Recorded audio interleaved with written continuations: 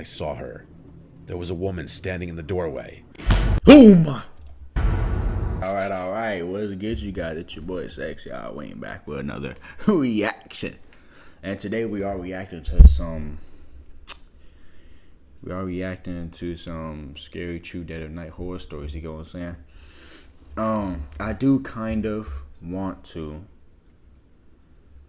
as a look, I'm gonna put it like this. Corey Kenshin ain't doing it no more. I gotta step in. Nah, but I do kind of want to, and one of our notes, I kind of want to do what Corey Kenshin kind of did, just in my own way, and it will get in the way that he guides me to do it. That's unique to me. So I kind of want to do it in this way. That's very unique to me and stuff like that. So we'll see if y'all want this to be like kind of like a weekly thing, or just tell me, just let me know.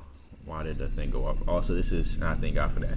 This is Mr. Nightmare. He probably been around for a long time. I have no clue. I've always enjoyed late night walks. There's something about the stillness that makes everything feel simpler. Okay, wow. I'm a welder by trade. Been doing it for over 40 years now. I live alone on a big farm. Just me and my dog Bosley. The house is too large for one person, but I never had the heart to downsize after my wife Maria passed away. Y'all remember OG? My kids moved out years ago, and ever since cancer took her, it's just been me and Bosley. One night, after a long day in the shop, I decided to go for a walk. My property is pretty big, so just a single loop is usually enough to satisfy my craving. The air was cool, and Bosley trotted along beside me. Sometimes I think he likes me more than I like him. I've walked that loop hundreds of times, but as I was heading back toward the house, something caught my eye. I glanced up at the second-story window, the one that looks out from the bedroom Maria and I used to share. For a split second, I thought I saw something move. I stopped dead in my tracks, staring up at that window. There was no reason anyone should be in there.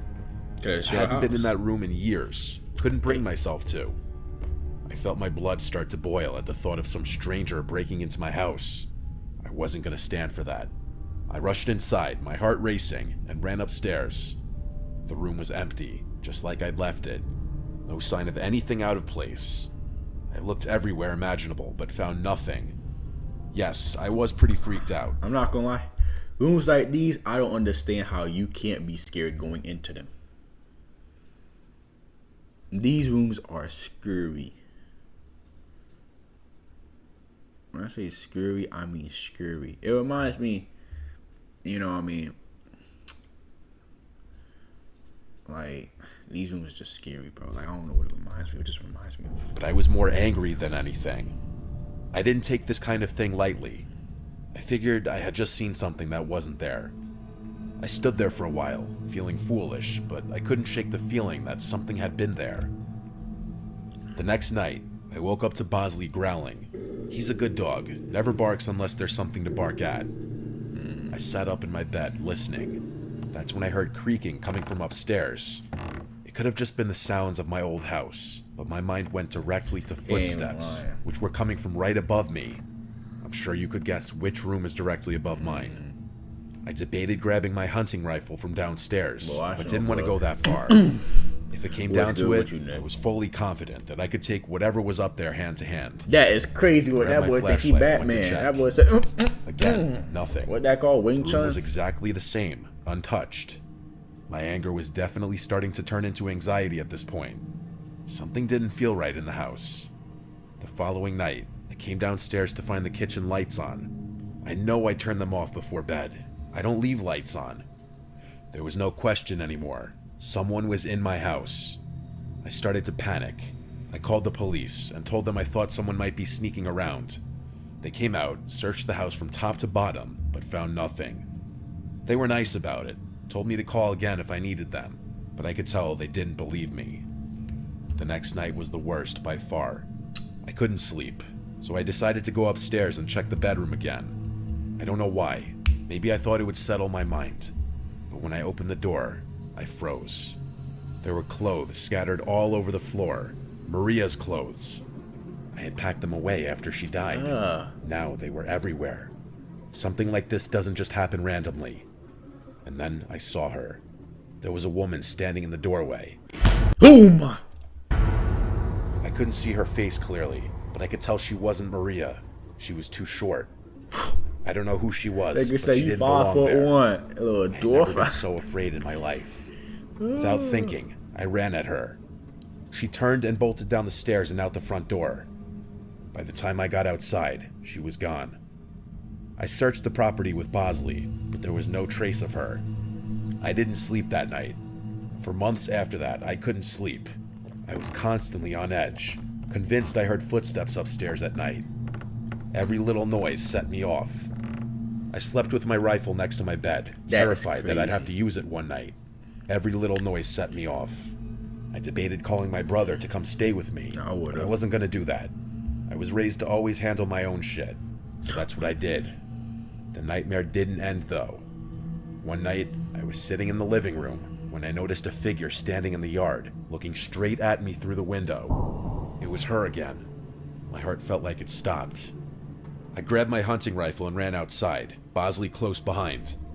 She was still there, just a silhouette in the moonlight, watching me. I fired a few warning shots into the air, hoping to scare her off.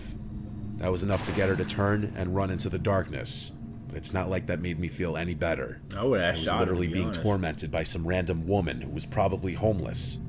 I couldn't even imagine why this was happening I'm to gonna tell me. you like this. I stood If she there got for a those long nice time, clothes, she ain't waiting to homeless. see She if she'd doing this come for a back. hobby. She never did. I haven't seen her since, but I know it's only a matter of time. I'm fully prepared to defend myself, but I don't think living in perpetual anxiety like this is sustainable. Thank God for Bosley. I have no idea what I'd do without him. I'll send an update if anything happens.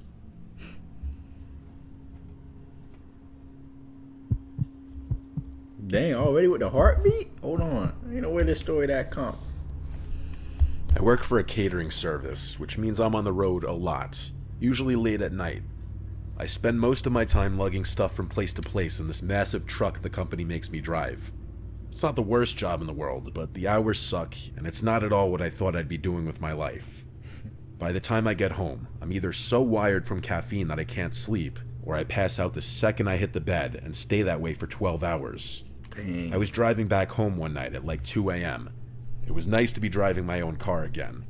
As I was approaching my house, I realized I had probably had one too many Red Bulls and there was no way I'd be able to sleep. On top of that, I hadn't eaten in hours and I was starving. There's a McDonald's right off the highway about 10 minutes from my house.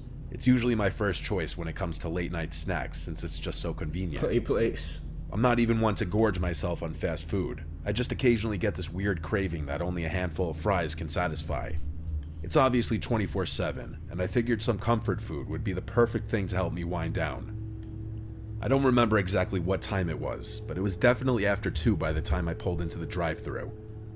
There were a few cars ahead of me, which I was actually kind of surprised by. It's not like this McDonald's was a busy spot at 2 a.m. on a Tuesday. As I was sitting there impatiently, I found myself staring off into space, wondering what was taking so long. That's when I noticed something strange. There was an old, beat-up Volkswagen with its windows tinted backed into a spot in the very corner of the lot.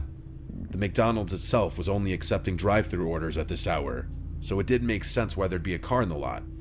There were reserved spots on the other side for employees, so it couldn't have been one of them. I figured it was maybe just someone eating in their car, which it probably was.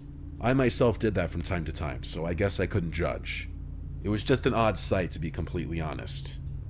I got my food and started driving away. I didn't want to go home just yet, but I also didn't want to just sit there idling my car. I began racking my brain, trying to think of a good place to scarf down the food.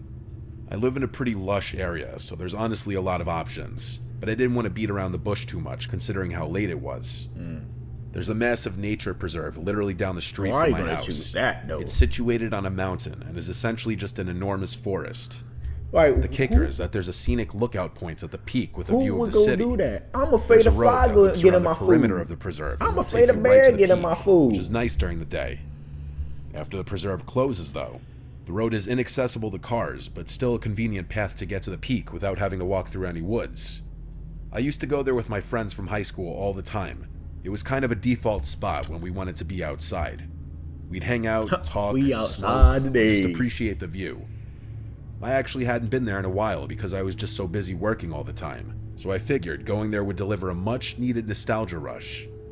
When I got to the preserved parking area, it was Sometimes I completely can't. empty. I'm not gonna lie. Sometimes I can't I say stand having a parking area nostalgia because it wasn't a rush, traditional bro. parking lot with spaces for 'Cause cars, it make me feel but so rather a old. big It patch make me of be gravel like, that dang. veered off from one It's of the like roads good that ran and- past the preserve's border. Like I said, the actual preserve was closed, meaning I'd have to walk all the way up to the lookout spot from outside. I'm not doing that. By the time Before I could even turn off the engine, I saw headlights pulling into the lot. That was unsettling enough on its own. Who else would be here at 2 a.m.? And then I realized what I was looking at. It was that same Volkswagen from the McDonald's parking lot. I was 100% certain of it. I parked a little ways away, and the engine cut off. I felt the unease start to pour in. What were the odds of that happening naturally? Had they followed me?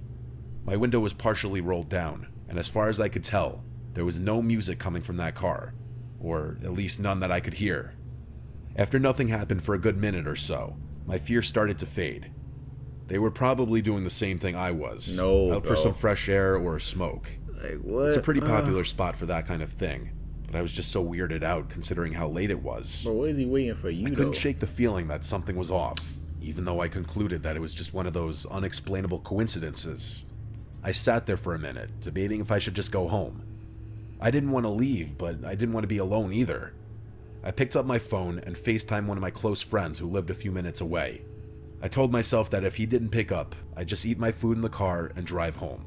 He was actually awake though, which I was a little surprised by. He said he had been up writing a paper. I convinced him to swing by and hang out for a bit. He was down. He said he'd be there in 10. While I waited, I kept my eyes on the Volkswagen. It still hadn't moved. I tried to shake it off, telling myself I was being paranoid. When Sebastian finally pulled into the lot, I felt a lot better. We both got out of our cars and began walking up the path. Before the parking lot Okay, fully what's up? receded You from want some view, fries? I shot a glance backwards. The Volkswagen was still there, but I saw all 4 doors open at once. Nah, guys but he's about to stepped get out. jumped. They just stood there for a few seconds, looking at each other. They weren't even talking, just looking around at each other. It was freaky. I nudged Sebastian, who realized what I was looking at.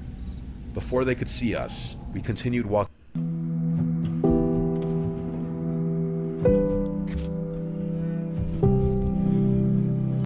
up the path so that the lot was obstructed from view. Alarm bells were going off in my head, but Sebastian didn't seem that concerned.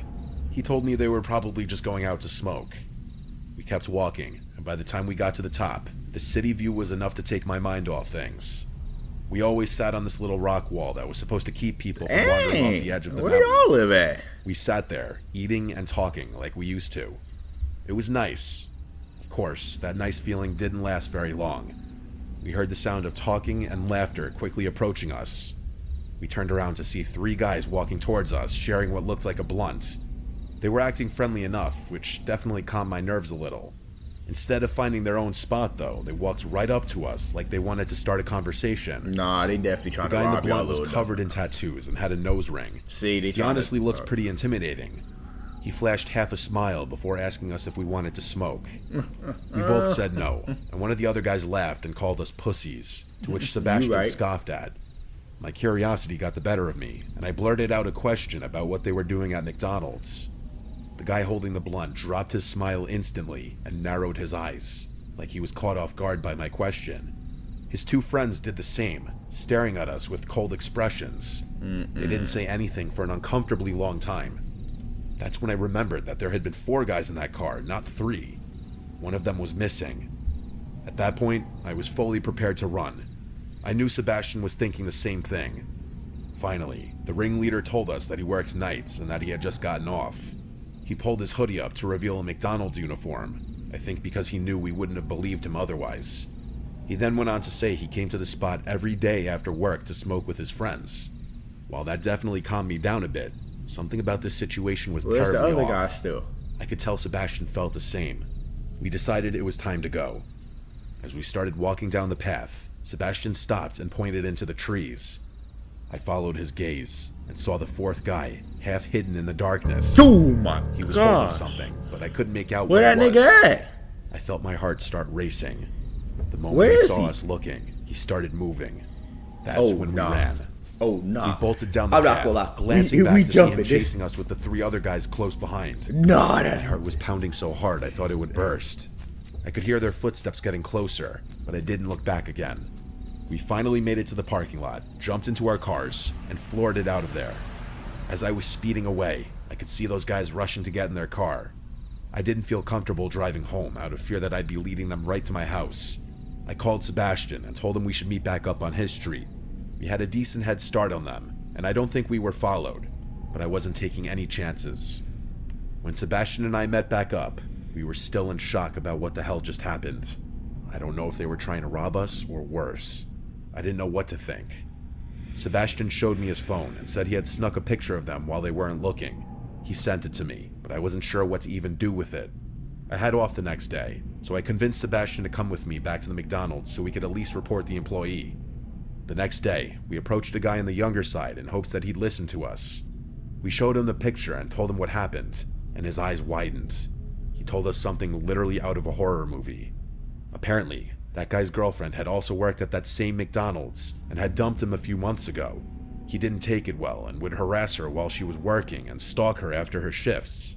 He obviously got fired, but that didn't help. The police were involved shortly after, and there was a restraining order put in place. Apparently, he had been violating that restraining order because he was camping out in the parking lot. Sebastian and I were horrified. I have no idea why he'd decide to follow me, but it was clear that he was unhinged. I'm praying that the police catch him camping out in the parking lot, because then he'll actually be screwed. I just hope he doesn't recognize my car anywhere.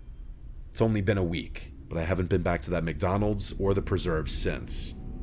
Hopefully the police are able to do something, but that's out of my control.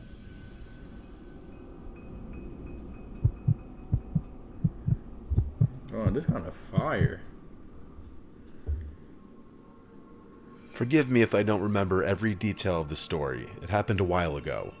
I grew up in Ardmore, Pennsylvania. Not much goes on around here, so finding things to do can be a challenge. In high school, a few friends and I would sneak into and explore old, abandoned buildings. That's the sort of thing we did at that age. I don't know what. I I don't didn't know realize why. how Look, popular that.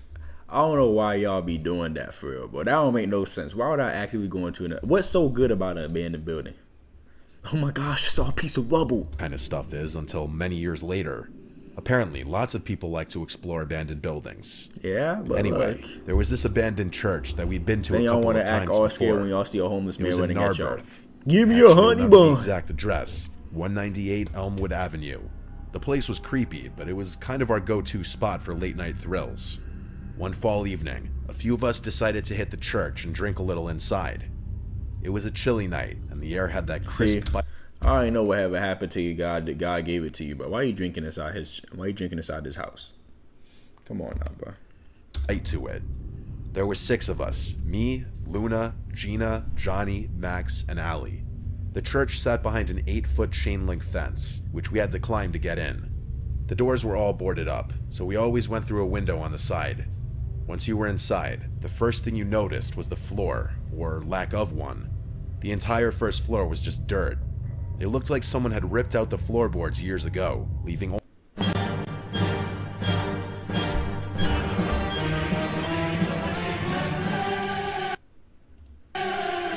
only a hole in the center where a set of concrete stairs led down to the basement. That's where we always ended up, down This in is the from basement. a game, bro. The basement had 3 rooms. Hey, thank God Only one had a I door. forgot about that. The other 2 just had door frames. The first room we went into was the largest. My fault. There wasn't much in it, just some old furniture, broken chairs, a busted couch. I remember having to shush Johnny like 12 times because he was a lightweight, and the tiny bit of alcohol he had was making him really loud and antsy. Being in such a big group was always a plus though, and I felt much safer knowing we had numbers. We messed around for a while, drinking and laughing like we usually did. We might have had a speaker playing music, but I don't fully remember. Out of nowhere, a door slammed. I literally jumped. That's how loud it was. We froze, staring at each other with concerned expressions. At first, I thought one of us had closed the door by accident, but no one was near it. Almost immediately, Luna, Gina, and Johnny made a break for it, sprinting up the stairs, leaving me, Max, and Allie behind. We were the fearless ones. and none of us wanted to leave just yet. My heart was definitely pounding, I fully admit that, but I wasn't going to let the wind freak me out. I could tell Max and Allie were thinking the same thing. I would say, look, Lord, you got it. They're serious. I don't know if it was curiosity or stupidity, but we decided to investigate. After standing in silence for a few minutes, the three of us crept over to open the door that had slammed shut. Behind it was a small room, and the first thing I saw was a dresser. The mirror on top of it was cracked, and there were red stains smeared across the surface.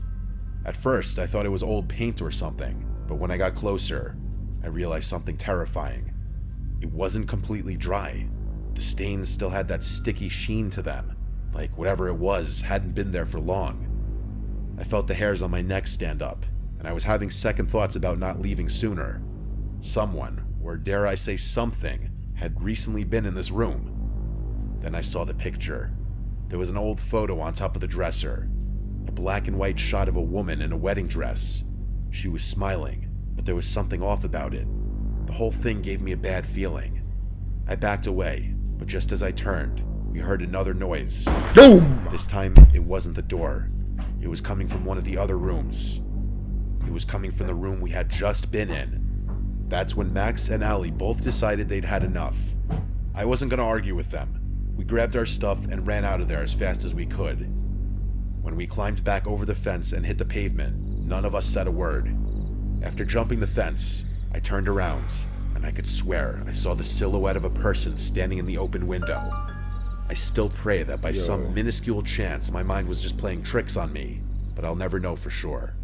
My friends and I never went back there together for as long as we remained friends. I've actually been back to that church myself, although it wasn't a church anymore. By the time I got around to checking it out again, it was completely demolished. I still have no idea what we saw that night. I'm just glad my friends were there to witness it with me. Hey, look, I'm not gonna lie, Mr. Nightmare. That's his name, right? Mr. Nightmare? Mr. Nightmare. Y'all cooked. Y'all cooked. That's different, bro. That's different. I hope you guys enjoyed. Make sure to like, subscribe if you're new. Channel posting occasionally be aware of any of my videos. This is just a day ago.